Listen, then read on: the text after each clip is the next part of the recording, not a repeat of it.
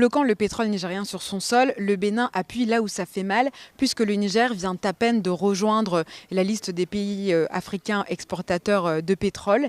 Il y a 2 semaines, les premières gouttes de pétrole parties d'Agadem au Niger sont arrivées sur le sol béninois, rendant cet oléoduc de 2000 km fonctionnel. Mais ce pétrole n'ira nulle part, puisque aucun bateau ne pourra charger ni exporter ce pétrole.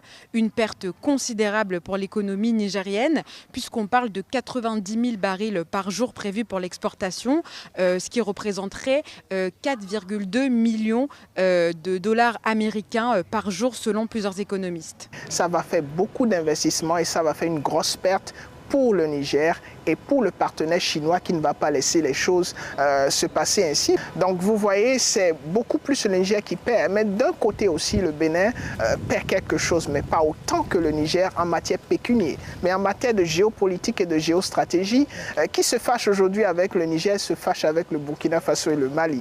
Donc sur cet aspect, le Bénin aussi a intérêt à revoir un peu la façon dont les choses sont en train de se passer. Et la solution serait de s'asseoir autour d'une table et de négocier.